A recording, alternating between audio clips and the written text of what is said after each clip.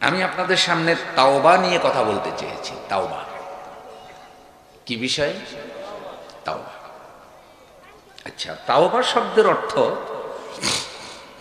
ফিরে আসা, অনুশোচনা করা, ক্ষমা প্রার্থনা করা, অনুতপ্ত হওয়া।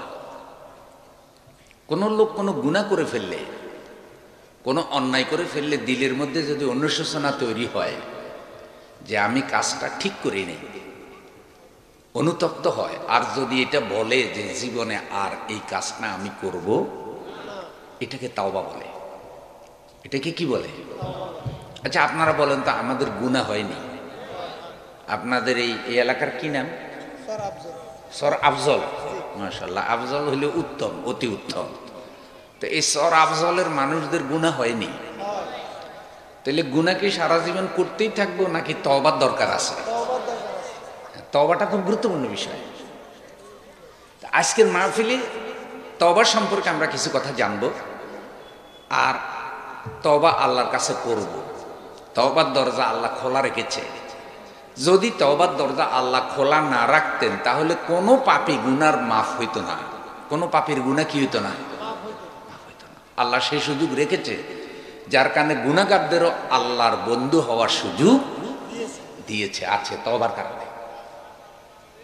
আমি আপনাদের অনুরোধ করি ভাই, আমি ছোট মানুষ, দাওয়াত দিচ্ছেন, আসছি, তওবা নিয়ে কথা বলতে চাই। আল্লাহ যেন আমাকেও তওবা করার তৌফিক দান করেন, কারণ গুনাহ আমারও আছে, সবার গুনাহ আছে।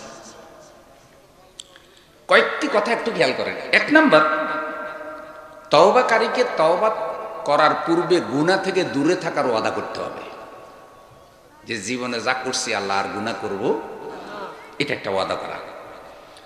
দুই নম্বর হইল, গুনার জন্য সে অনুতপ্ত হইতে হবে। আল্লাহ যা করছি আমার ঠিক হয় নাই, আমি এখন তোমার দরবারে কাঁদতেছি, তুমি আমারে মাফ করে দাও। দুই নম্বর।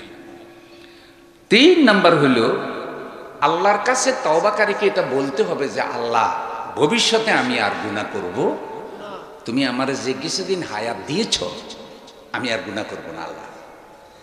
চার নম্বর হলো, তওবার সাথে যদি মানুষের হক জড়িত থাকে তাহলে হক আদায় করে দিয়ে তওবা করতে হবে। আমার ভাষা বোঝা যায়? ধরেন চৌধুরী বাজারে আপনার দুইটা দোকান আমি গায়ে জোরে দখল করে ফেলাইছি, এখন দখল করে বলতেছি কি আল্লাহ ভুল হয়েছে আমার মাফ করে দাও, তাহলে কি তওবা কবুল হবে? না। ওই দখল যেটা করছি এটা মালিকের ফেরত দিয়ে তারপরে বলতে হবে আল্লাহ আমারে মাফ করে দাও।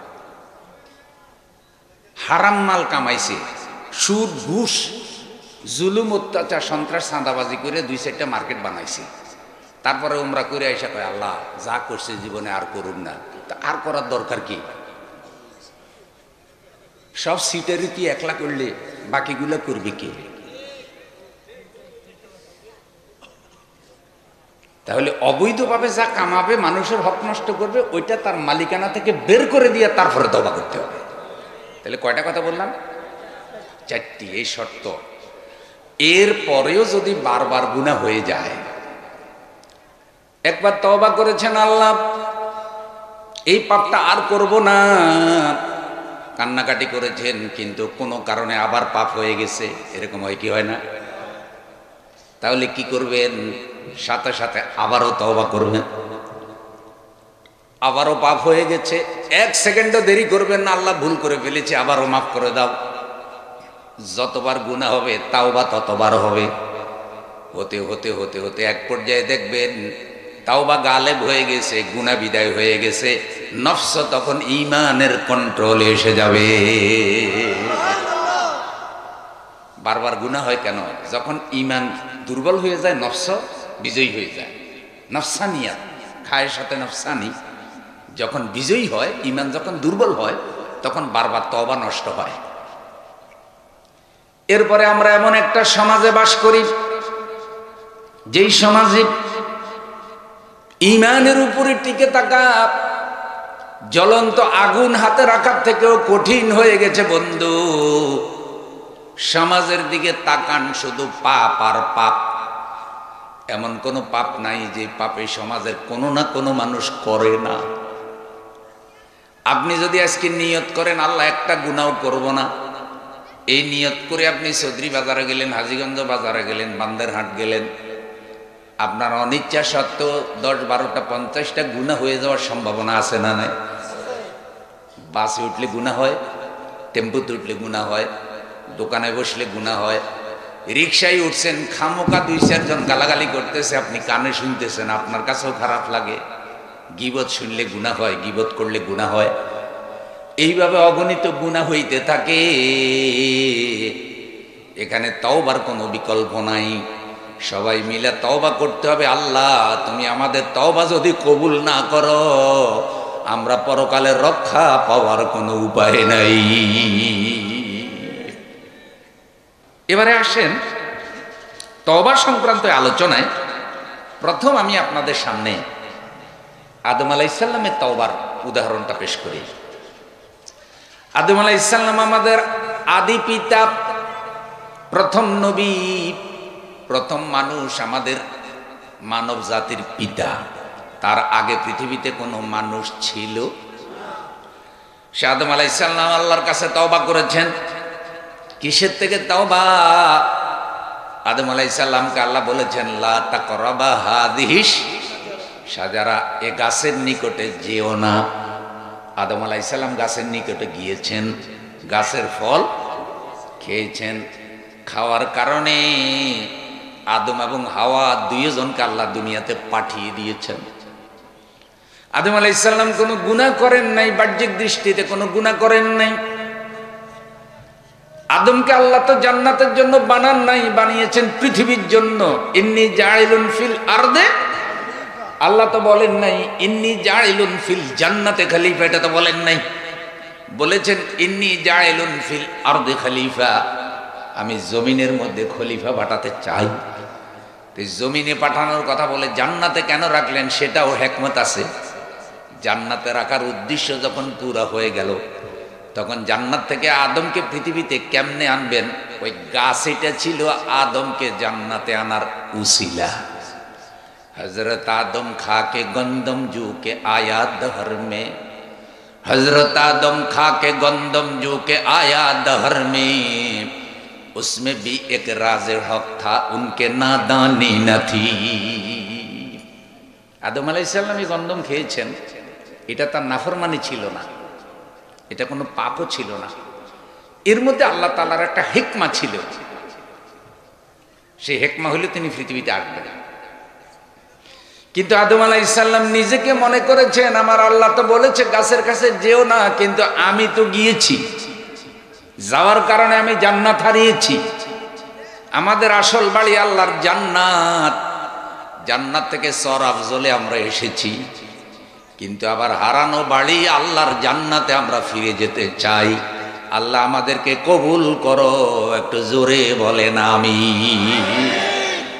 হারানো বাড়ি আল্লাহর জান্নাত থেকে ফিরে যেতে চান? নারায়ে তাকবীর। এখানে যাওয়ার পরে আদম আলাইহিস সালাম পৃথিবীতে চলে আসলেন, গাছের ফল খেলেন, জান্নাতি পোশাক পরনের থেকে খুলে গেল। আম্মাজান লজ্জার কারণে একদিকে দৌড় দিলেন, আব্বাজান হাওয়া আরেক দিকে দৌড় দিলেন।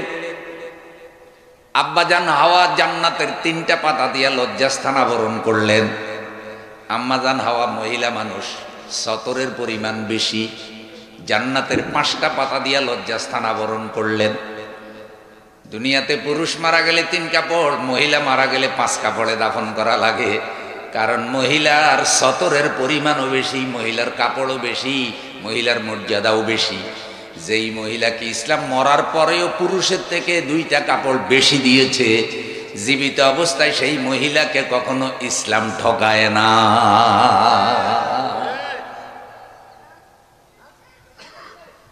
আদম দুনিয়াতে চলে আসলেন, 300 বছরের বেশি আল্লাহর দরবারে কান্নাকাটি করেছেন আদম আলাইহিস সালাম। লজ্জায় চেহারাটা আকাশের দিকে উঠান নাই। আল্লাহ তাআলা আদম আলাইহিস সালামের তওবা যখন কবুল করলেন, কিভাবে কবুল করলেন সেই কথাটা আল্লাহ সূরা বাকারার 37 নম্বর আয়াতে বলেছেন, যেটা আমি আলোচনার শুরুতে পড়েছি। আল্লাহ বলছেন, ফাতালাক্কা আদামু মির রাব্বিহি রাব্বিহি কালিমাতি ফাতাবা আলাইহি ইন্নাহু হুয়াত তাওয়াবুর রহিম। অতঃপর আদম তার রবের পক্ষ থেকে কিছু বাণী পেল, ফলে আল্লাহ তাআলা আদম আলাইহিস সালামের তওবা কবুল করলেন। সুবহানাল্লাহ কইলেন। আদম আলাইহিস সালাম অতঃপর আল্লাহ থেকে কিছু বাণী পেল, আর আল্লাহ আদম আলাইহিস সালামের তওবা কবুল করলেন। ইন্নাহু হুয়াত তাওয়াবুর রহিম, আল্লাহ তওবা কবুলকারী এবং দয়ালু।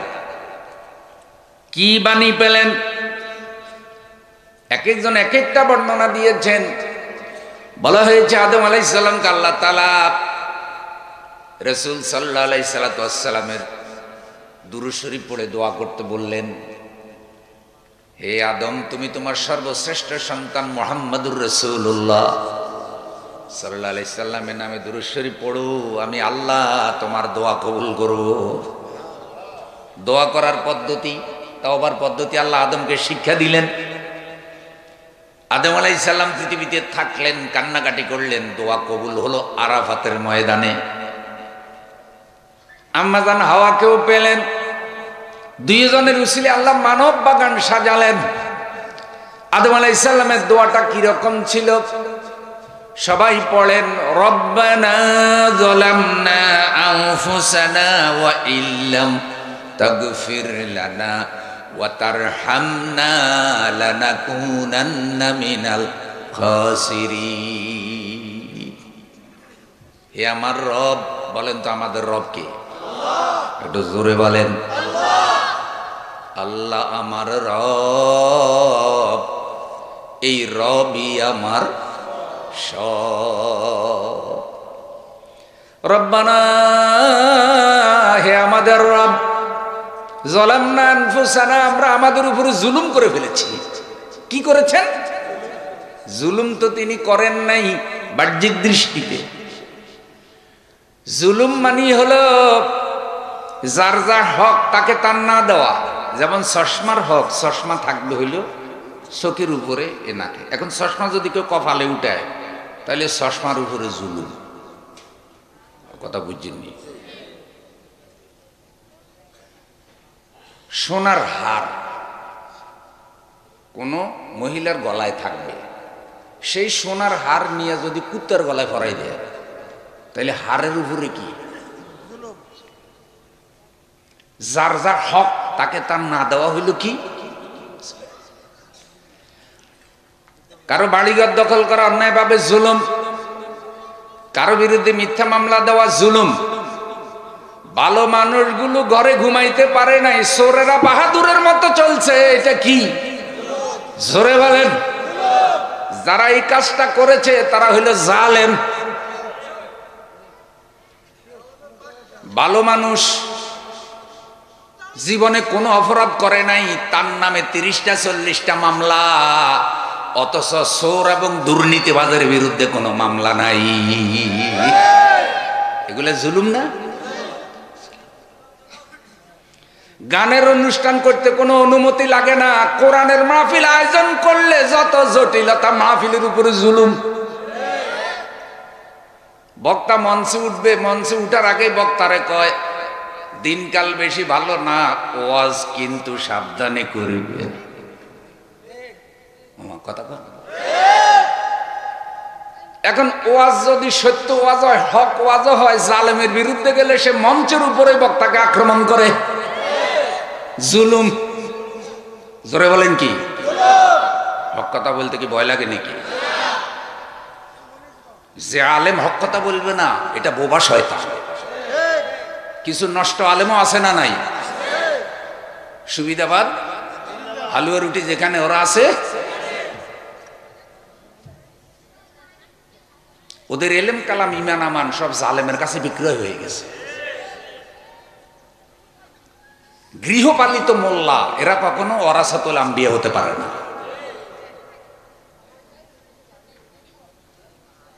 তাহলে মাহফিলের উপরে জুলুম, আলেমের উপরে জুলুম। যারা কোরআনের আইন প্রতিষ্ঠা করতে চায় তাদের উপরে জুলুম। তাদের গঠনতন্ত্রে লেখা আছে সকল ক্ষমতার মালিক আল্লাহ। আচ্ছা, সকল ক্ষমতার মালিক কে? জোরে বলেন লা ইলাহা ইল্লাল্লাহ। তো সকল ক্ষমতার মালিক আল্লাহ, এটা কি কোনো একটা দলের কথা না আল্লাহর কথা? সকল ক্ষমতার মালিক যে আল্লাহ সেটা কোরআনে আছে, আছে না নাই? এখন একটা ইসলামী সংগঠন তাদের গঠনতন্ত্রে লিখছে সার্বভৌম ক্ষমতার মালিক আল্লাহ। এখন জালেমেরা বসছে, বৈশা বলতেছে আমাদের সংবিধানে বলা আছে সকল ক্ষমতার মালিক জনগণ, আর এদের সংবিধানে লেখা আছে সকল ক্ষমতার মালিক আল্লাহ। সুতরাং এদের গঠনতন্ত্র রাষ্ট্র বিরোধী, সংবিধান বিরোধী, সুতরাং এদের নিবন্ধন বাতিল কর। আচ্ছা, একজন ল্যাংটা, একজন কাপড় পরা, তাইলে এখন মামলার রায় কি হবে? যার কাপড় আছে তার কাপড় খুলে দিবেন না ল্যাংটারে কাপড় পরাইবেন? এখন ল্যাংটায় রায় দিছে যেহেতু আমার পরনে কাপড় নাই, ওর পরনে কাপড় আছে, সুতরাং এটা সংবিধানের সাথে সাংঘর্ষিক। সংবিধান আমার ল্যাংটা দেখাটা স্বীকার করে, যার পরনে কাপড় আছে তারে ল্যাংটা করে দেওয়া হবে। বাংলাদেশের সংবিধান কি আল্লাহ ফাটাইছে না মানুষে লিখছে? খারাপ দৃষ্টিতে নিয়ে না, বুঝার জন্য বলতেছি। বাংলাদেশের সংবিধান কিছু মানুষে লিখছে। যে কয়জন লেখক আছে তার মধ্যে একটা এখনো জীবিত আছে, নাম হইল ডক্টর কামাল হোসেন। আল্লাহ বানাইয়া দিছিনি? কি নাম? জোরে বলেন। তো মানুষের সংবিধান সেরা না আল্লাহটা সেরা? মানুষের সংবিধানে লেখছে সকল ক্ষমতার মালিক জনগণ, আর আল্লাহ সংবিধানে লেখছে সকল ক্ষমতার মালিক আল্লাহ। কথা কারটা ঠিক? যারা চুপ করে আছেন সবাইকে বলতে হবে কথা কারটা ঠিক? আল্লাহটা ঠিক। এটা যদি স্বীকার না করেন তাহলে আপনার ইমান থাকবে নি? এখন ল্যাংটাই গতিছি কি আমি ঠিক? এখন ওরা বলতেছে যেহেতু এদের সংবিধানে আছে সকল ক্ষমতার মালিক, সুতরাং নিবন্ধন এদেরটা বাতিল করো। তাহলে আপনারা বলেন গণতান্ত্রিক দেশে একটা লোকের সংবিধানে আল্লাহর সার্বভৌমত্বের কথা থাকার কারণে তাদের নিবন্ধন বাতিল করে দেওয়া, এটা কি তাদের উপরে জুলুম নয়? জুলুম বুঝেন তো? জনগণের ভোট জনগণে দিবে, যার ইচ্ছা না, যার ইচ্ছা তারে না। জনগণের ভোট জনগণে দিবে, দেখে শুনে ভালো মানুষের দিবে। এটা হইল সুন্দর কথা। আমার ভোট আমি দিব, ভালো মানুষ। ধরেন 10 জন প্রার্থী হয়েছে, তুলনামূলক যেটা ভালো এটারই দিবেন। একেবারে ফেরেশতা তো আর পাওয়া যাইতো না। দোষ ত্রুটি তো সবারই কিছু না কিছু, কিন্তু তুলনামূলক যেটা ভালো তারে ভোট দিবেন। এখন বুকে হাত দিয়া বলেন তো, আপনারা কি ঠিকঠাক মতো ভোট দিতে পারছিলেন নি? এক তরুণে আজকেও আপনাদের এখানে কয় হুজুর ভোটার হয়েছিলাম, মনে করছি ভোট দিব, খালি একবার মেম্বার ভোট দিতে পারছি, তাও ঠিক মতো দিতে পারিনি। তাইলে আপনাদের ভোটগুলো আন্দারকে রাত্রে যারা চুরি করে নিছে তারা আপনাদের উপরে জুলুম করছে না? পরের দিন আবার সাংবাদিক সম্মেলন করে বলে কি জনগণ দলে দলে আমাদেরকে ভোট দিছে। আপনারা বলেন তো এটা কি সত্য কইছে না মিছা কইছে? তো মিথ্যাটা জুলুম কিনা? মিথ্যাটা জুলুম কিনা? ও আমার বন্ধু, বিয়া শাদী কইরা যদি সন্তান জন্ম দেয় তারে কয় বৈধ সন্তান। বিয়া ছাড়া যদি কারো বাচ্চা হয় তারে কি কয়? দুই একজন একেবারে আঞ্চলিক ভাষায় সুন্দর শব্দ বলছে, জাউরা। এটা খারাপ শব্দ না, মানে এই কথার অর্থ হইলে যে তোমার মা বাবা তোমারে কোরআন হাদিস অনুযায়ী বিয়ে করে জন্ম দেয় নাই, তুমি অবৈধ। আচ্ছা, বিয়ে ছাড়া বাচ্চা হলে যদি বাচ্চা অবৈধ হয়, অবৈধ বাচ্চার মিলাদ আসেনি? বুঝেন না? অবৈধ বাচ্চার আকিকা আছে নাই? এখন অবৈধ বাচ্চা যদি কেউ মিলাদ আর আকিকা করে তাহলে এটা বেশরম না? যার সন্তানের আকিকাও নাই, মিলাদও নাই, দোহাও নাই। গরু চুরি করে এটাকে হুজুর কোরবান দিছে, সব ওই গুটি। গরু কি করছে আর দিছে কি? সবই গুনি। বুঝার জন্য বললাম। তাহলে বলেন বিয়ে ছাড়া বাচ্চা হলে বাচ্চা যদি অবৈধ হয়, ভোট ছাড়া নেতা হইলে নেতাও কি হয়?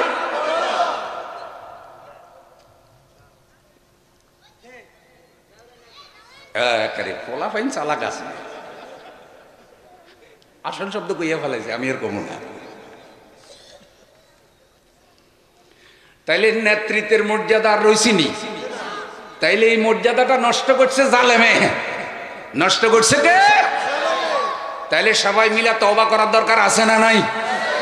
কিন্তু মানুষ অন্যায় করলে তওবা করে, অনুশোচনা করে, বুকে হাত দিয়া আপনারা সাক্ষী দেন এই জালেমদের মধ্যে কোনো তওবা দেখা যায় না। এত আলেম মারলো, এত হুজুর মারলো, এত অন্যায় করলো, একটার মধ্যেও কোনো অনুশোচনা দেখা, আর উল্টা কয় কি আসতেছি আসতেছি। হুজুরে কয় খেলা হইব, কয় বলে আল্লাহ তুমি আমাদেরকে আর নতুন করে কোনো জালেমের অধীনে নিও না, জোরে বলে। তাহলে কয়েক ধরনের জুলুম আছে বন্ধু। আদম আলাইহিস সালাম তো এগুলির একটাও করে নাই। যত ধরনের জুলুম আছে সব চাইতে বড় জুলুম হইল গুনাহ করা, পাপ করা। যারা গুনাহ করে তারা মূলত নিজের উপরে জুলুম করে। আদম আলাইহিস সালাম নিজেকে মনে করেছেন যে আমি অন্যায় করে ফেলেছি, আমি জুলুম করে ফেলেছি। রব্বানা যালামনা আনফুসানা। যারা পাপ করতেছি, যারা মিথ্যা কথা বলতেছি, যারা জুলুম করতেছি, এক নেতা নির্দেশ দিছে ওরে মেরে ফেল, মেরে ফেলতেছি। এক নেতা নির্দেশ দিছে ওর বিরুদ্ধে মিথ্যা মামলা দিতেছি। এক নেতা নির্দেশ দিছে ভোট চুরি করতেছি। এক নেতা নির্দেশ দিছে ওর বাড়ি থেকে চান্দা উঠা, 10 লাখ উঠাবি, 2 লাখ তুই রাখবি, 8 লাখ আমারে দিবি, করতেছি। এইভাবে অগণিত পাপ হচ্ছে কি হচ্ছে না? এগুলো হইল নিজের উপরে জুলুম করা, জুলুম করা। আমার বন্ধু আদম আলাইহিস সালাম কোন যুক্তি দেয় নাই।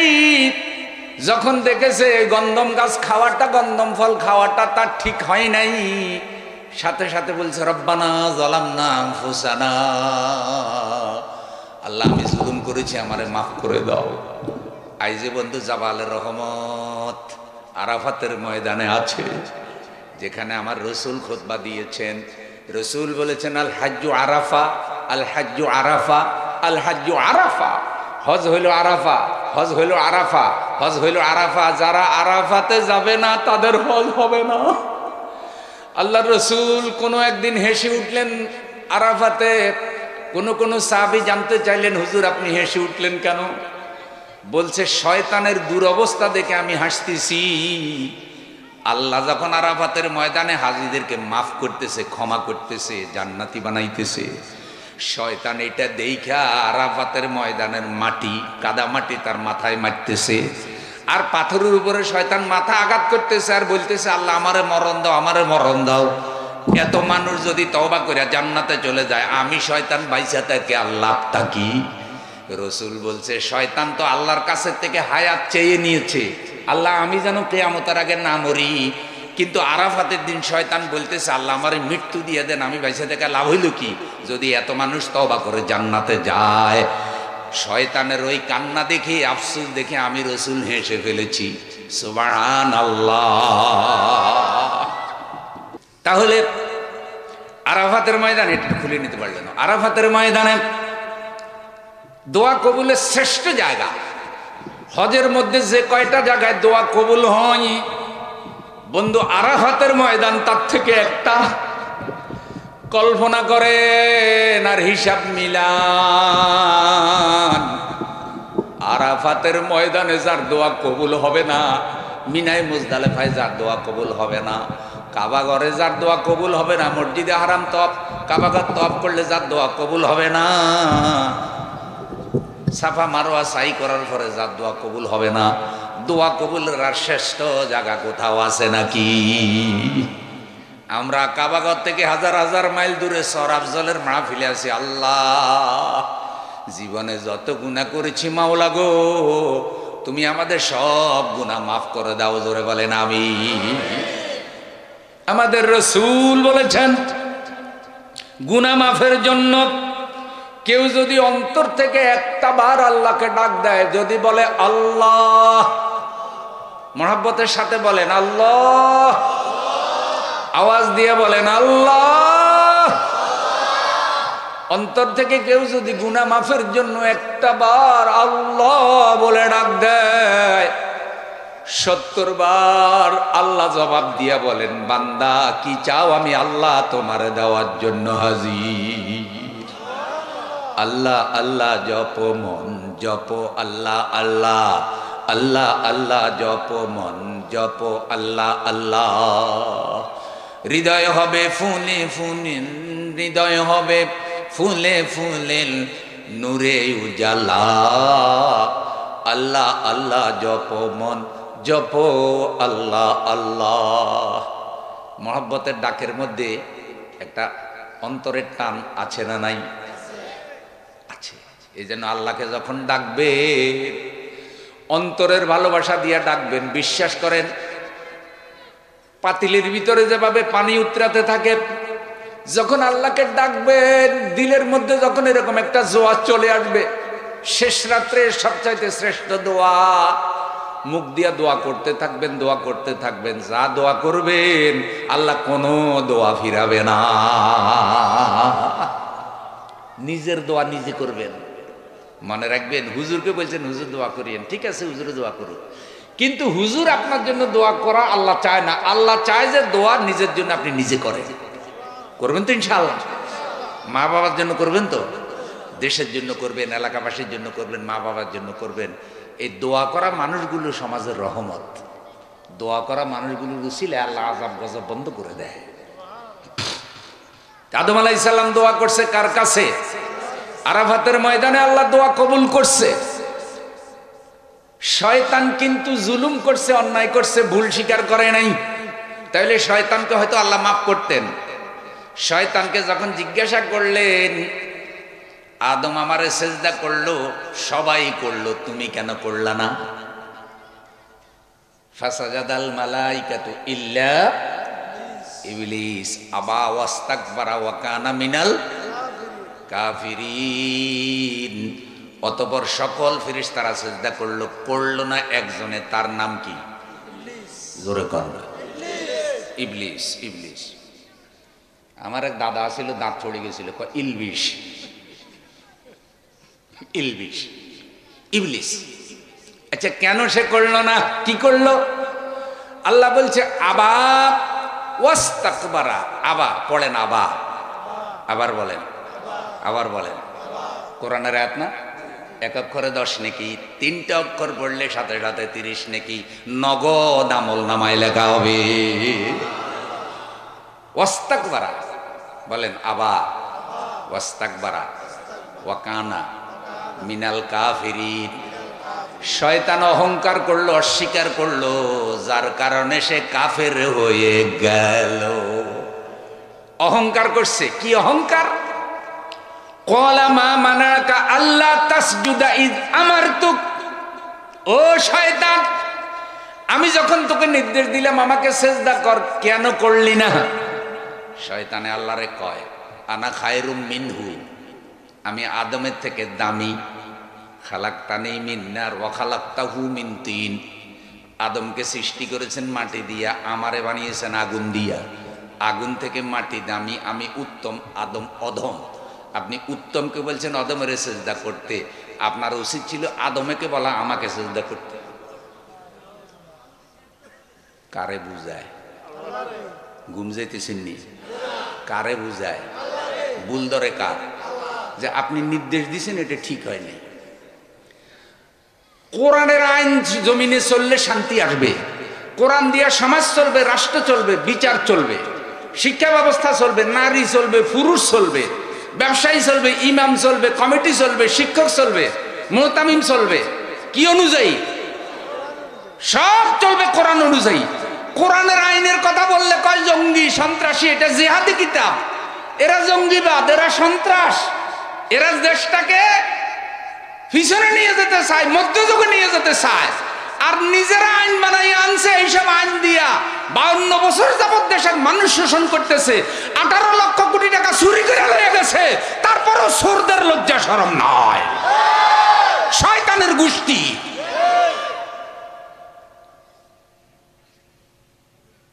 শরম নাই, আবার বাজারে উঠে খিলখিল করে হাসে।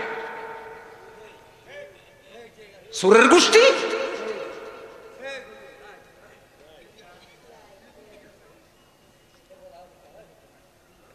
ওই শয়তান ভুল ধরে কার?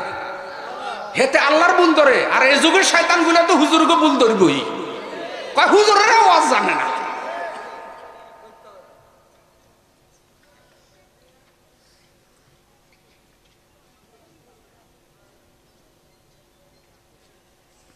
শয়তান আল্লাহরে বুঝায়।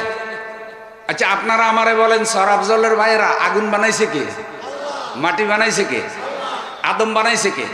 শয়তান বানাইছে কে? জান্নাত বানাইছে কে? জান্নাতে শয়তানেরা থাকতে দিছে কে? আর হুকুম অমান্য করে কার? বাংলাদেশ কার? আলো বাতাস দিছে কে? তারে বানাইছে কে? চোখ হাত কান পা দিছে কে? মেধা দিছে কে? যোগ্যতা দিছে কে? তার দলেরে বানাইছে কে? তার নেতা নেত্রী বানাইছে কে? হে তার নেতা নেত্রী দলের জন্য কোরআনের আইন জবাই করে দেয়। তা আল্লাহর কোরআনের আইন জবাই করা মানে তো আল্লাহর বিরুদ্ধে অস্ত্র ধরা।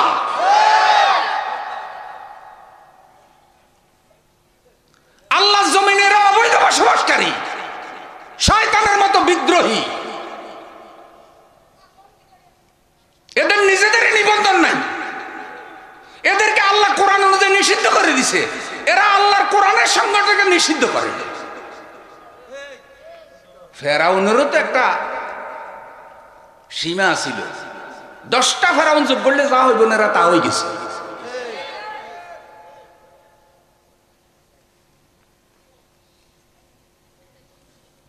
তওবার দরজা এখনো খোলা আছে। তবে তওবা সবার জন্য না, যেগুলো সাধারণ সমর্থক এগুলোর জন্য তওবা।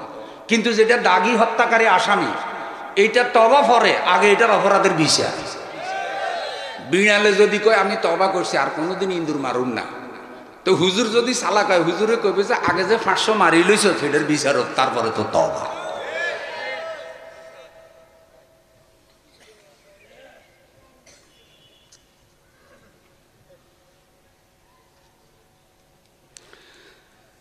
এখন শয়তান আল্লাহর ভুল ধরে, এটাই হলো শয়তান হয়ে যাওয়ার কারণ।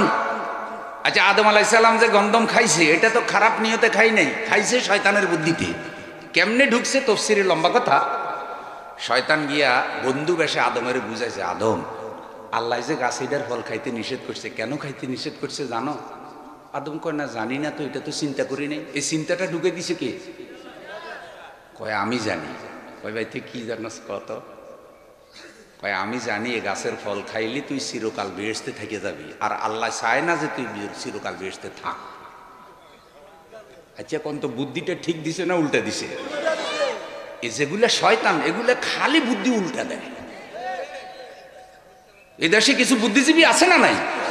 খালা শয়তান, টাটকা শয়তান। এ বুদ্ধি দিয়ে দি ছিদ্র করে দিছে, শেষ পর্যন্ত আমও গেছে, সালাও গেছে, গড়ি বাড়ি। আমরা কিন্তু কিছু করি নাই, খোদাই ধরছে।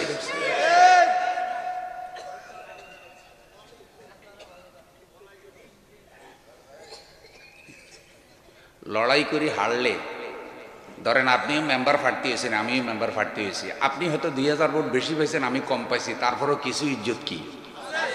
কারণ লড়াইতে হারা কোনো অসম্মান না।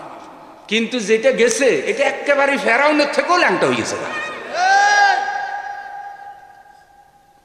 এই ল্যাংটা করছে কে? এগুলো হলো কর্মের ফল, অপকর্মের। নতুন করে কেউ যেন এইসব চিন্তা না করে। কারো প্রতি ব্যক্তিগত আক্রোশ থেকে বলি না, পুরা জাতিকে একটা অনিশ্চয়তার দিকে নিয়ে যাচ্ছিল। আর অবস্থা কিরকম হয়েছিল? রব্বানা আখরিজনা মিন হাযিহিল ক্বরিয়াতি যালিমি আহলুহা ওয়াজআল লানা মিন লাদুনকা ওয়ালিয়্যান ওয়াজআল লানা মিন লাদুনকা নাসীরা। নামাজি মানুষগুলো চোরের মতো হয়ে গিয়েছিল। আলেম ওলামাদের মুখে হাসি ছিল না। বহু পীরের দরবারে গিয়েছি, মাহফিলের অনুমতি নাই। আপনাদের পাশে হায়দরগঞ্জের মাহফিল, আওলাদের রসুল আনোয়ার হোসেন তাহের জাবিরি আল মাদানী হাফেজাহুল্লাহ, সেই মাহফিল পর্যন্ত হতে দেয় নাই 1 বছর। হুজুর একটা দোয়া করেছেন করোনার সময়, সেইটার কারণে পর্যন্ত হুজুরকে পেরেশান করেছে। কোন আল্লাহওয়ালার মুখে হাসি ছিল না। মাদ্রাসাগুলি বিপদে ছিল। মসজিদে কোন দিন কি খুতবা হবে, যাইয়াই গোয়েন্দারা হুজুরের জিজ্ঞাসা করে। এইভাবে একটা মারাত্মক অবস্থা, ন্যায় বিচার নাই। কোরআনের পাখি যার বয়ান শুনে সারা দুনিয়ার মানুষ কোরআনের প্রতি আকৃষ্ট হতো। বাংলাদেশি মুসলমানেরা 1000-এর বেশি কাফের মুসলমান হলো। সেই লোকটাকে পর্যন্ত দর্শনকারী বানাইলো। শেষ পর্যন্ত 13-14 বছর বৃদ্ধ বয়সে জিন্দাখানায় আটকাইয়া তাকে হত্যা করে শেষে লাশ বের করলো। লাশ বের করলো তো করলো, জানাজাটাও করতে দিল না, যেটা কাফেরেও করতো না। কাফেরেও তো এইসব বিরোধিতা, যেটা মরে গেছে একটা জানাজা করো, সেটাও করতে দেবে না, সেটাও করতে দেবে না। তো মানুষ আল্লাহর দরবারে কেঁদেছে, চোখের পানি ফেলেছে। আল্লাহ হয়তো কারো দোয়া কবুল করে কিছু তরুণকে দিয়ে আল্লাহ তাআলা একটা পরিবর্তন ঘটাইছে। এটা কে ঘটাইছে? আল্লাহ যেন নতুন করে জাতির ভাগ্যে আরো খারাপ কিছু না আনে। আল্লাহ, তোমার এই সৃষ্টি বাংলাদেশ, আমরা বাংলাদেশের নাগরিক, তোমার হুকুমে হয়েছি। আল্লাহ, তুমি আমাদের দেশের অর্থনীতি, বিচার ব্যবস্থা সবকিছুর মধ্যে আল্লাহ কল্যাণ দিয়ে ভরে দাও। একটু জোরে বলেন আমিন। তাইলে আদম আলাইহিস সালাম ভালো নিয়তে খাইছে যে আমি যেন চিরকাল জান্নাতে থাকতে পারি। তা আল্লাহরা তো এটা বলতে পারতেন যে আল্লাহ, আমি ওই শয়তানে বুদ্ধি দিছিল, আমি খাইছি ভালো নিয়তে। কিন্তু কেন বলেন নাই? বলেন নাই এই কারণে যে কাজটা যে করেছি এটা ঠিক হয় নাই, সুতরাং এটার পক্ষে যত যুক্তি দিব একটাও ঠিক হবে না। এই জন্য কোনো যুক্তি না দিয়ে, কোনো রকম কথায় না গিয়া সরাসরি বলছে রাব্বানা জালামনা আনফুসানা, আল্লাহ ভুল করে ফেলছি, আমার মাফ করে দেন। এটাই তো ইমানদারের বৈশিষ্ট্য, যে আল্লাহ কেমনে কি হয়ে গেছে জানি না, আল্লাহ আজকের এই মাহফিলকে জীবনের শেষ মাহফিল মনে করে আল্লাহ তওবা করতেছি। আল্লাহ ছোট গুনাহ, বড় গুনাহ, হাতের গুনাহ, পায়ের গুনাহ, সগীরা গুনাহ, কবিরা গুনাহ, আল্লাহ তুমি সব গুনাহ মাফ করে আমাদেরকে বেগুনাহ বানাইয়া মাহফিল থেকে বাড়িতে নিও। একটু জোরে বলেন আমিন। যত গুনাহ করছি মাওলা জীবনে, মাফ করিয়া দাও গো মাওলা গোপনে। তুমি যদি মাফ না করো তোমার বান্দারে, তোমার বান্দা যাবে বলো কার ধারে? আর তো কোনো দরবার নাই, আর কোনো জায়গা নাই আল্লাহ যেই দরবারে যাইতে পারি। তোমার গুনাহগার বান্দা তোমারে ডাকতেছে আল্লাহ, তাদেরকে খালি ফিরাইও না আল্লাহ, সারা জীবনের সব গুনাহ মাফ করে দাও।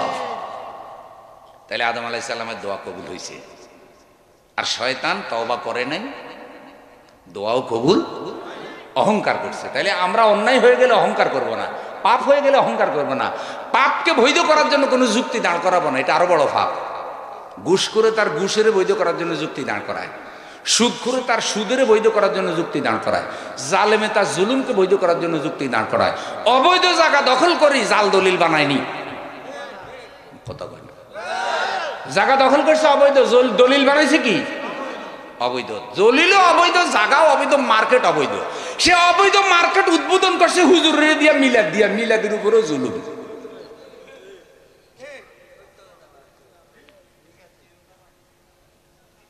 ভাই ওয়াজ কোনো বেশি কড়া লাগেনি, দিন আর আগের মতো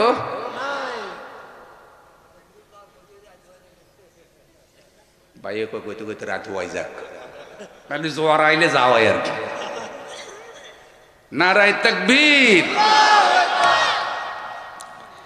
তাইলে দেখেন আদম আলাইহিস সালামের তওবা যখন আল্লাহ কবুল করছে, আল্লাহ আমাদের তওবা কবুল করবে কি করবে না?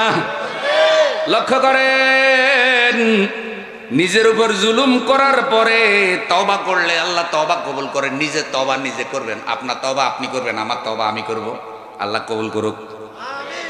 এখন আমি আপনারে তওবা করামু, ব্যাপারটা এমন না। খুব খেয়াল করেন, আমাদের দেশে কয় হুজুর আমারে তওবা করান, তো হুজুরে বলে কি তওবা কে মাইনে সব বুড়ি বাতু সে সব বুড়ি কামু সে, ফিসাবরা এভাবে তওবা করায় না। এটা তওবা কি আরেকজনে করানোর বিষয় না নিজে করার বিষয়? শুনেন আরেকটা হাদিস শুনাই, এটা একটা লম্বা, অনেকগুলি বিষয় আমি এক জায়গায় করেছি, সময় খুব দ্রুত যায়। সেটা হলো এই যে মৃত্যুর লক্ষণ প্রকাশ হওয়ার পূর্ব পর্যন্ত তওবা কবুল হয়।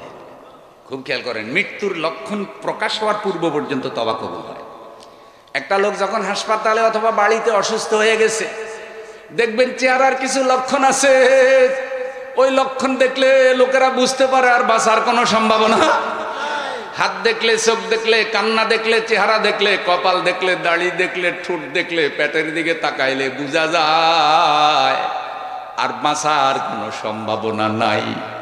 ডাক্তার আছে, ঔষধ আছে, টাকা পয়সা আছে, হাসপাতাল আছে, কিন্তু রোগী বাঁচে না। ওই লক্ষণ প্রকাশ আগ পর্যন্ত তওবা কবুল হয়। এখন ওই সময় গিয়ে হুজুর যদি তওবা করায়, বলেন তওবা কিয়া মাইনে সব বুড়ি বাতও সে সব বুড়ি কামও সে, এগুলা পড়ানোর বিষয় না। তওবা আমি আগেই বলছি, তওবা হইলে অতীতের অনুশোচনা, ভবিষ্যতে না করার ওয়াদা। যে লোকটা মুমূর্ষু অবস্থায় পড়ে গেছে, ওর তো আর পাপ করার কোনো ক্ষমতাই, ও তো আর হায়াত থাকার, বাঁচারও তো কোনো সম্ভাবনা, তো ওরে কি তওবা করাইব? ও তো এমনি মরে যাচ্ছে।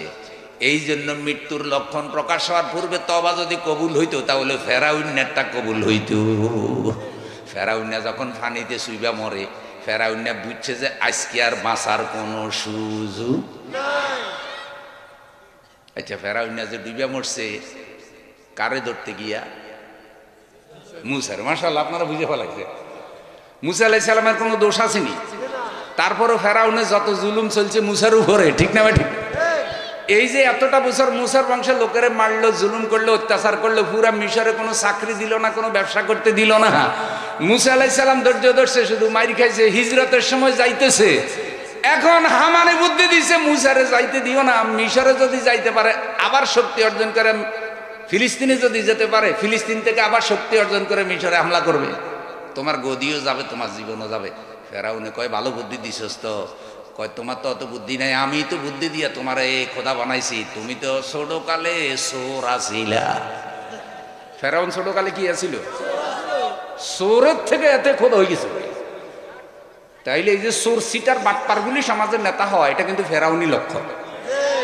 বহু চোর মসজিদে সভাপতি হয়ে গেছে, টাটকা ফেরাউন।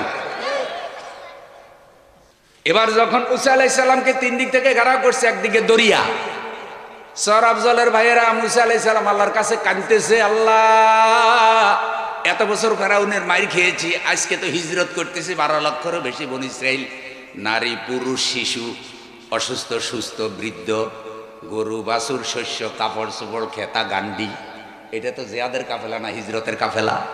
আল্লাহ কয় মুসা টেনশন করিয়ে না, চিন্তা করিয়ে না, হাতের লাঠি দরিয়ার উপরে মারো, বাকি ব্যবস্থা আল্লাহ করবে। মুসার হাতে লাঠি আসেনি, কথা কর না কা?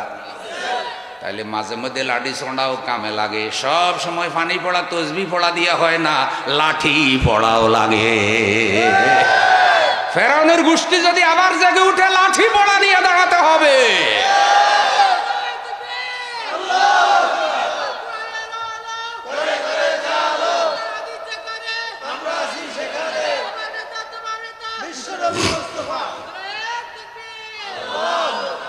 নারায়ে তাকবীর, আল্লাহু আকবার, এটা কি দলীয় স্লোগান না ধর্মীয় স্লোগান? এটা সাহাবা একরাম দিছে না? এই স্লোগান যেখানে হয় আশেপাশে কোনো শয়তান থাকে না। সর আফজলে শয়তান আছে না মরে গেছে? তাহলে মাহফিলের এই এরিয়া থেকে দূরে থাকুক শয়তান, এই তাকবীরকে দিতে চান? নারায়ে তাকবীর। এ কারণে এইসব তাকবীর শয়তানের কাছে বেশি ভালো লাগে না। শয়তান দুই প্রকার, মিনাল জিন্নাতি, জিন শয়তান তো আড়ালে, মানুষ শয়তান সামনে ঘুরে।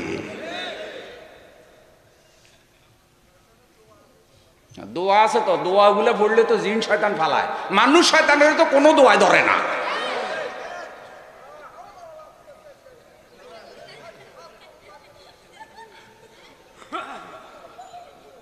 হাতে দোয়ারে হজম করে ফালায়।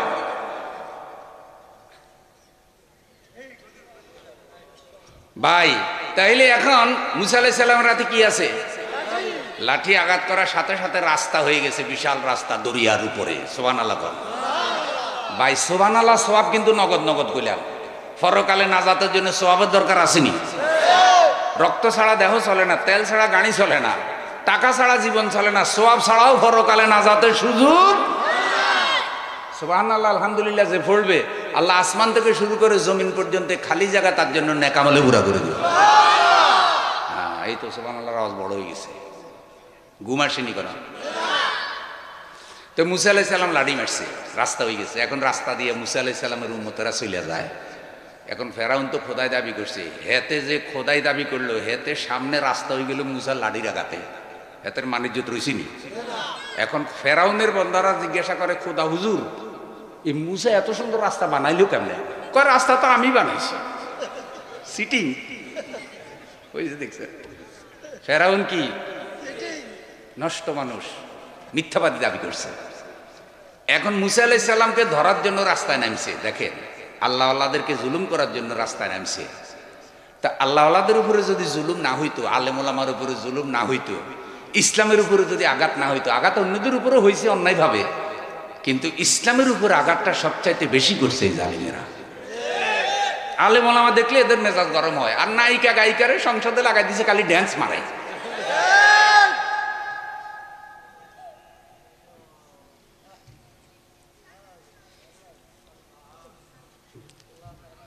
প্রিয় ভাইয়েরা আমার, এখন মুসাকে ধরার জন্য নামছে দরিয়ার ভিতরে। মুসা তো ওইদিকে উঠে গেছে, ফেরাউন তো জানে না এই রাস্তায় তার মরণ, এটা তো নামার আগেও বুঝতে পারে নাই। ও আমার বন্ধু, মহিলা ফেরাউন নিজেও জানে নাই যে এই কারণে তার আমও যাবে সালাও যাবে। কিন্তু আমার আল্লাহ লিখে রাখছে 5 তারিখে এতটা থেকে এতটার মধ্যেই তোমার গাঁটটি গুস্তার রেডি। ভাই সাপুলিয়া মাঝে মধ্যে সাপের কামড়ে মরেনি, সারা জীবন যদি সাপুলিয়া সাপ না চায় হাতে, মাঝে মধ্যে ওই সাপের কামড়েই সাপ, কিন্তু ওগুলাই ওই সাপেই কইছে যে টাইম বেশি, রেডি হয়। আল্লাহ তাআলা উল্টে দিছে, চাবি ঘুরে দিছে কে? ওই ফেরাউনেরও চাবি ঘুরেছিল কে? মুসা আলাইহিস সালাম ওইদিকে গিয়ে উঠছে আর ফেরাউন নামছে, আল্লাহ ফানিরে কইতেছে ফেরাউনরে ধর। আচ্ছা এই প্রসঙ্গটা আমি কেন করতেছি, যে মৃত্যুর লক্ষণ দেখা দিলে তওবা কবুল হয় না। এখন যখন ফানিতে সুবানি খাইছে, ভাই সবাই যদিও আল্লাহর ওলি বলে, সোরে বুঝে না যে এত সোর, সোরে তো বুঝে, গৃহস্থ জানে ঘরের খবর, সোরে জানে নিজের খবর। তো ফেরাউন নিজে জানে যে এতে আসলে বন্ড, সবাই যদিও তারে খোদা কয়। তো এখন আজকে যখন ধরা দেখছে, তখন ফেরাউন বুঝতে পারছে যে আজকে আর আমার বাঁচার কোনো লক্ষণ নাই। হ্যাঁ বুঝি আল্লাহর দ্বারা বড় ধরা। ফেরাউনেরা যখন আল্লাহ ফাইনাল ধরা দিল, পানি দিয়ে সুবানি দেওয়া শুরু করছে, কোরআন বলছে ফেরাউন তখন তওবা করতে চেষ্টা করছে আর আল্লাহর উপর ঈমান আনতে চাইছে, আর বলছে আমানতু বিরব্বি মূসা ওয়া হারুন, আমি মূসা আর হারুনের খোদার উপর ঈমান আনলাম। মুসার হারুনের কথা, হেতের কথা না? তাইলে ইমানটা কি হেদায়েতের ইমান না ডরে ইমান? যে আপাতত এই পলিসি করে যদি বাঁচতে পারি তা আবার পোল্টি মারবে। আমাদের দেশেও দেখবেন যখন বঙ্গোপসাগরে 10.5 নম্বর সিগন্যাল উঠে আর ঝড় তুফান শুরু হয়, তখন দেখবেন যে বহু খারাপ মানুষই কয় হুজুর জালালি খতম সালাম, কথা কয়নি।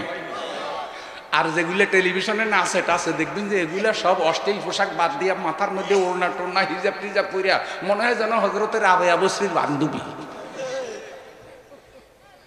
এখন আর আগের মতো গান নাই, এখন শুরু হয়েছে এই সুন্দর ফুল সুন্দর ফল মিঠা নদীর পানি খোদা, আর হুজুরদেরকে কইতেছে জালালি খতম সালাম। হুজুররা কাঁদতেছে, মসজিদে কাঁদতেছে, ফিসাবরা কাঁদতেছে, ওয়াজ মাহফিলে কাঁদতেছে, জালালি খতম চলতেছে, আল্লাহর কাছে কান্নাকাটি। আল্লাহ হয়তো কোনো রকম তুফানটা কমাই দিয়েছে, ক্ষয়ক্ষতি কিছু কম হয়েছে। পরের দিনে কয় কি আমাদের প্রস্তুতি ভালো ছিল, লড়াই করে তুফানের ঠেকাইছে। আবার ওই ফেরাউন আগের জায়গায় ফিরে গেছে, আবার আগের মতো নাচ গান শুরু হয়নি। তো বিপদ দেখলে তওবা করা এটা ভালো, কিন্তু তাওবাটা যেন স্থায়ী হয়। অসুখ বিসুখ হইলে তওবা করা, মুসিবতে পড়লে তওবা করা, পাপ হয়ে গেলে তওবা করা, এগুলি ভালো, কিন্তু এই তওবাটা যেন স্থায়ী হয়, এটা যেন আবার প্রতারণার মতো হয়ে না যায়। আল্লাহ কবুল করো। আমিন। ফেরাউন যখন ঈমান আনার চেষ্টা করছে, কিন্তু আল্লাহর সিদ্ধান্তে আছে ফেরাউন এখন মরবে। সারা জীবন এত অপকর্ম করছে, এখন যখন আমানতু বিরব্বি মূসা ওয়া হারুন বলতেছে, ডাইরেক্ট বলতেছে না আমি আমার আল্লাহর উপর ঈমান আনলাম, বলতেছে আমি মূসা আর হারুনের খোদার উপর ঈমান আনলাম। তাইলে এনো ভেজাল আসেনি?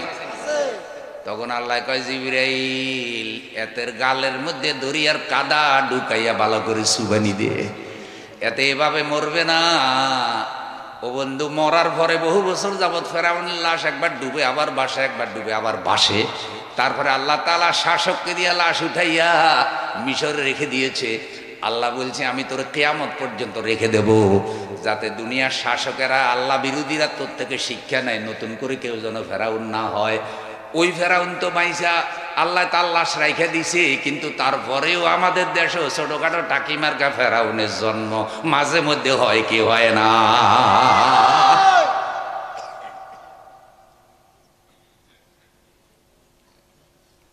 তাইলে সুবার আগে যেমন ফেরাউনের তওবা কবুল হয় নাই, ঠিক গড়গড়া আসার আগে তওবা করব। আমার এই কথার তাৎপর্য হইলেও, মেসেজ হইল এখনই তওবা করব।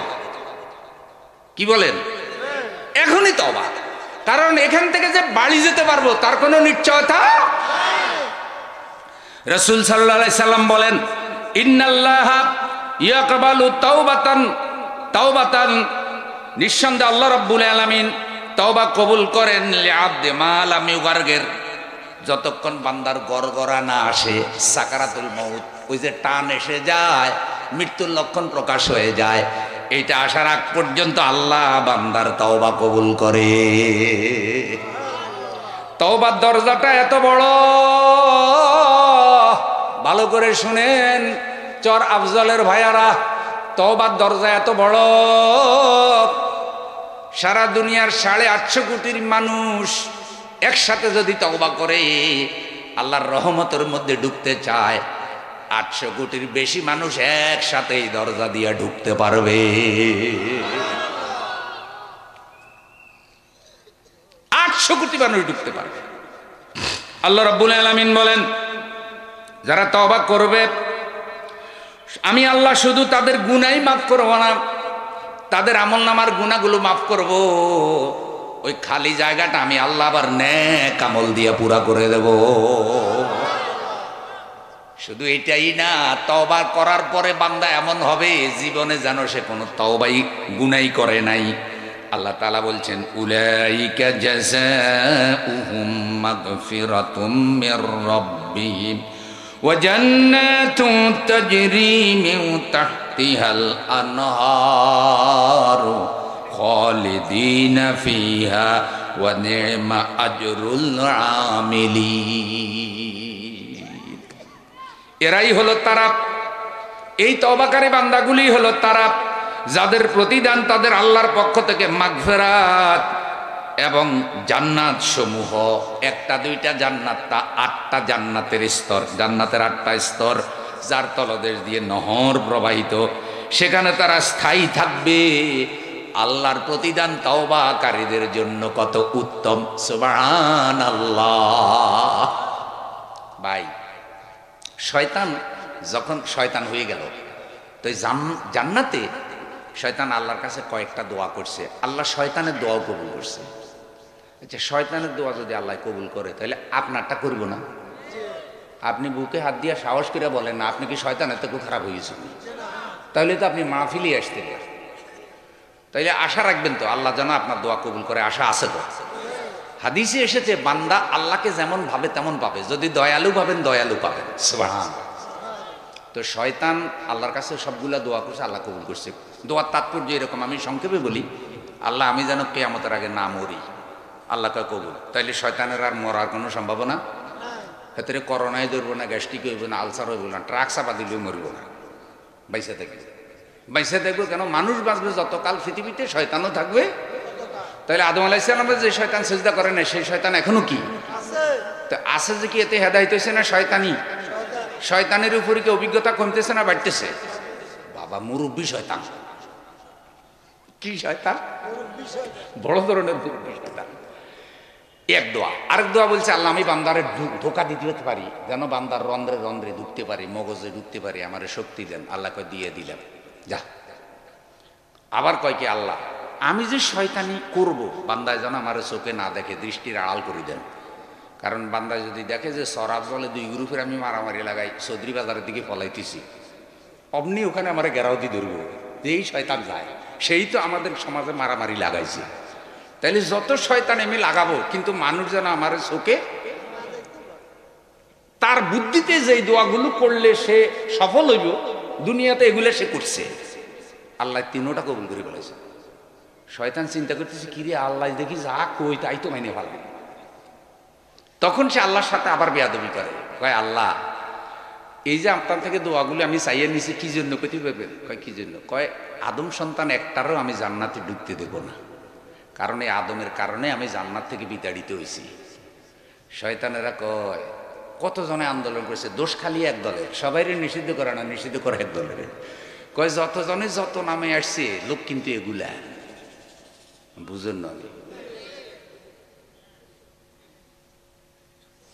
প্রিয় ভাইয়ারা আমার, এখন শয়তান বলতেছে আমি তার বান্দার ডানে থেকে বামে থেকে সামনে থেকে পিছন থেকে চতুর্দিক থেকে ধোঁকা দেব। সুম্মা লাআতিয়ান্নাহুম মিন বাইনি আইদিহিম ওয়া মিন খালফিহিম ওয়া আন শামাইলিহিম। ও আল্লাহ, ডানে বামে সামনে পিছে চতুর্দিক থেকে আমি ধোঁকা দেব। আমি শয়তান জীবিত থাকতে একটা আদম সন্তানকেও আমি জান্নাতে যাইতে দেব না, হেদায়েত হইতে দেব না, ভালো হইতে দেব না। চ্যালেঞ্জটা কার কাছে করে? তখন আল্লাহ রাগ হয়ে বললেন, শয়তান অপমানিত লাঞ্ছিত হয়ে বের হয়ে যা। শয়তান তো বের হয়ে গেল, তবে আল্লাহ শয়তানরে জানাইয়া দিলেন শয়তান একটু চিন্তার খবর আছে। কি চিন্তার খবর? আমার ভাষায় বলতেছি আর কি উপস্থাপনাটা। কয় তুমি চারিদিকের কথা বলতেছো কিন্তু উপরের কথা বলতে তোমার মনে, তুমি চারদিকে ধোকা দিবা, উপরের দিক কিন্তু বাধা দিতে পারবে না। তোমার ধোকায় পড়ে আমার বান্দা যদি এত বেশি গুনাহ করে, একটা বান্দা 7 দরিয়ার পানির থেকেও যদি বান্দার গুনার পরিমাণ বেশি হয়, বান্দা যদি তওবা করে আমাকে আল্লাহ বলে ডাক দেয়, গুনাহগারের চোখের পানি চোখের পাতা থেকে বের হওয়ার সাথে সাথে 7 দরিয়ার পানি সমান গুনাহ মাফ করে আমি আল্লাহ আমার বান্দারে জান্নাত দেব। নিখিলের ধরণীর তুমি অধিপতি, তুমি নিত্য সত্য পবিত্র অতি চির অন্ধকারে, তুমি ধ্রুব জ্যোতি, তুমি সুন্দর মঙ্গল মহামহিম। হে খোদা দয়াময় রহমান রহিম, হে বিরাট, হে মহান, হে অনন্ত অসীম। ভাই তাইলে সে তওবার দরজা খোলা আসেনি? আপনাদের গুনাহ মাফ হওয়ার সুযোগ এখনো আসেনি? অতীতে অনেক বড় বড় বুজুর্গরা আল্লাহর কাছে কান্নাকাটি করেছেন তওবার জন্য। আমাদের দয়ার নবী, মায়ার নবী আল্লাহর কাছে এত বেশি তওবা করেছেন, অথচ তার জীবনে কোনো গুনাহ নাই। আমি আপনাদেরকে যে হাদিস দুইটা শুনেছি, হাদিস দুইটা শুনে আজকের বয়ান শেষ। রাসূল সাল্লাল্লাহু আলাইহি সাল্লাম বলছেন, ওয়াল্লাহি ইন্নী লা আস্তাগফিরুল্লাহ ওয়া আতুবু ইলাইহি ফিল ইয়াউমি আকসারা মিন ৭০ মাররা। আল্লাহর কসম করে বলি, হযরত আবু হুরায়রা থেকে হাদিস বর্ণিত, তিনি বলছেন রাসূলুল্লাহ সাল্লাল্লাহু আলাইহি সাল্লামকে আমি বলতে শুনেছি, আল্লাহ রাসূল বলেছেন আল্লাহর কসম আমি একদিনে ৭০ বারের বেশি আল্লাহর কাছে তওবা করে গুনাহ মাফ চাই। একদিনে কয়বার? ক্বালা রাসূলুল্লাহ সাল্লাল্লাহু আলাইহি সাল্লাম, রাসূল সাল্লাল্লাহু আলাইহি সাল্লাম বলেন, ইয়া আইয়ুহান নাস, হে জগতের মানুষ, তুবু ইলাল্লাহ ফাইন্নী আতুবু ফিল ইয়াউমি ইলাইহি মিয়াতা মাররা। তোমরা আল্লাহর কাছে তওবা করো। হে আমার উম্মতেরা, তোমরা আল্লাহর কাছে তওবা করো। হে জগতের মানুষ, তোমরা আল্লাহর কাছে তওবা করো। ফাইন্নী আতুবু ফিল ইয়াউমি ইলাইহি মিয়াতা মাররা, কেননা আমি আমার আল্লাহর কাছে দৈনিক 100 বার তওবা করি।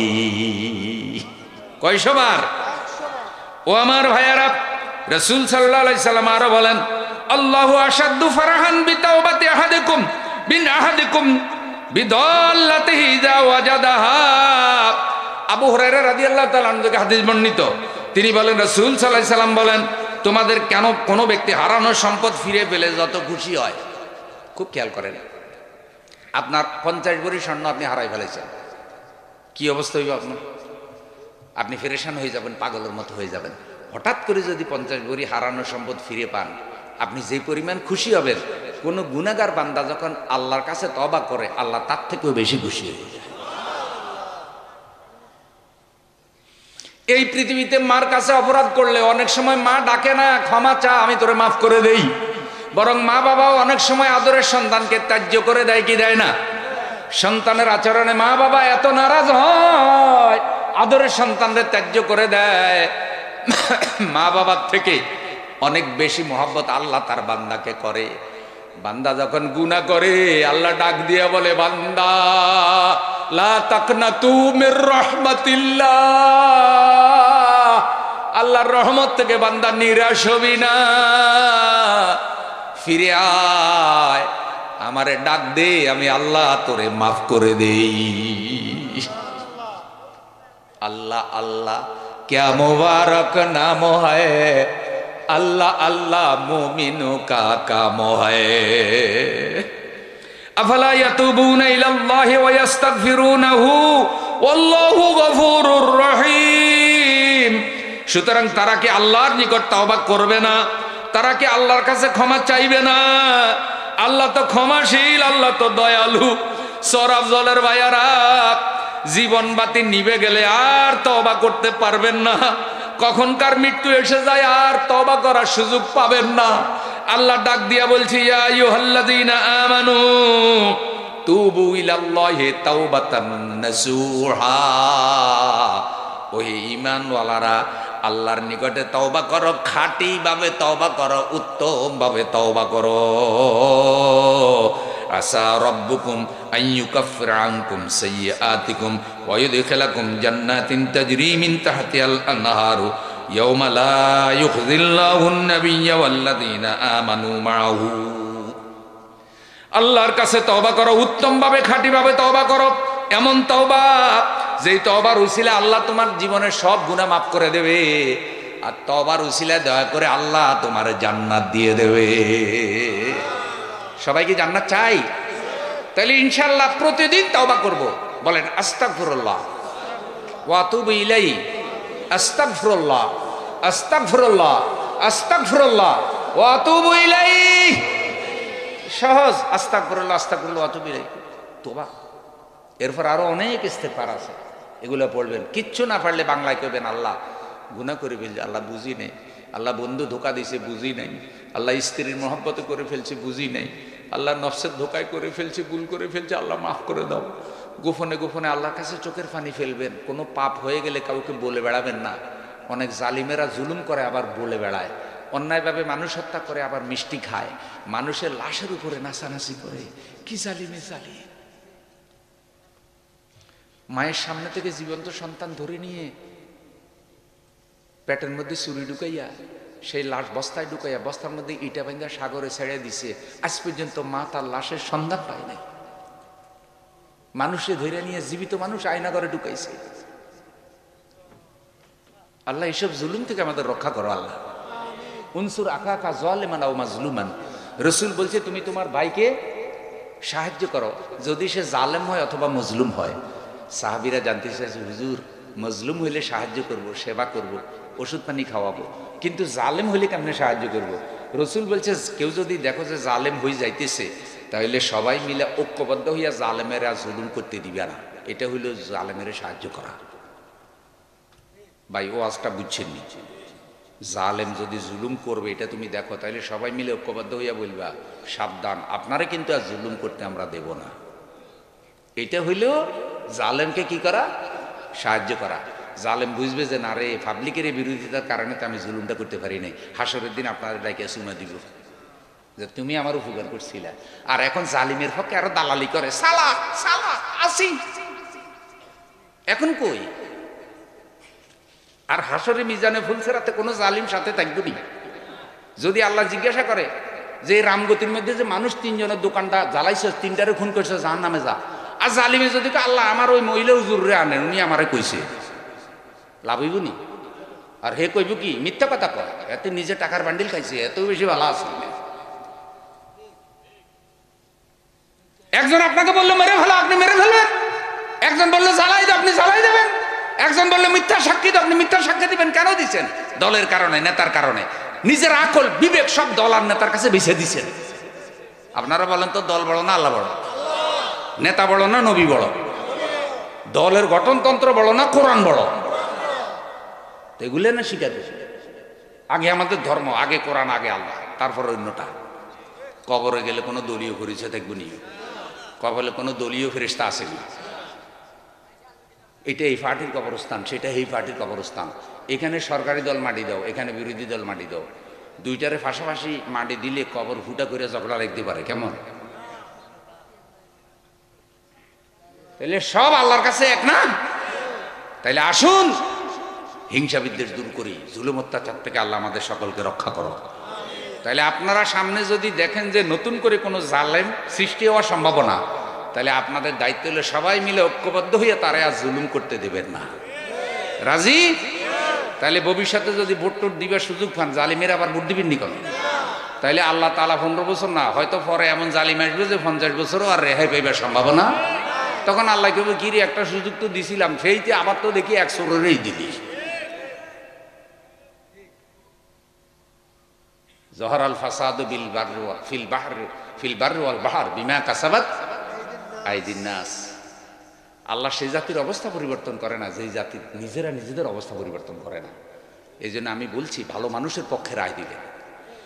এমন লোক যদি পাওয়া যায় যারা কোরআনের আইনের পক্ষে কথা বলছে, সন্ত্রাস করে না, চাঁদাবাজি করে না, দুর্নীতি করে না, খুন করে না, রাহাজারি করে না, ইফটিজিং করে না, এমন আল্লাহওয়ালা মানুষ যদি পাওয়া যায়, এই লোকটা থাকার পরে আর কারোকে আপনি সমর্থন দেবেন না, চুপ করে তার পক্ষে রায় দিয়ে দেবেন।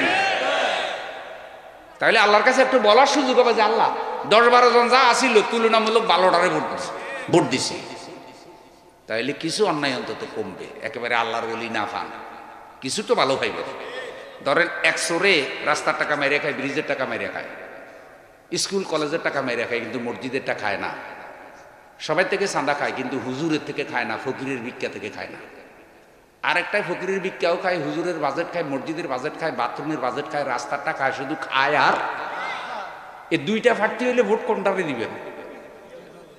যেটা কিছু কম খায়, যেটা কি হেডারে দিবেন। বুঝছেন তো কথা? আর স্পেশালি বলছি, এমন যদি পাওয়া যায় যারা কোরআন নিয়ে এসেছে, তাহলে আর কাউরে দেখার কোনো সুযোগ। এই জন্য বাংলাদেশে আলেম ওলামার এখন এক হচ্ছে, আলহামদুলিল্লাহ। চরমনার পীর, শশিনার পীর বলেন, জামাত ইসলামী বলেন, শিবির বলেন, আল্লামা মামুনুল হক বলেন, ইসলামী ঐক্যজোট বলেন, সবাই বুঝতে পারছে যে এই সুযোগে যদি সবাই ঐক্যবদ্ধ হতে না পারি, তাহলে আল্লাহ তাআলার কাছেও আমাদের জবাব দিবার আর জায়গা থাকবে না।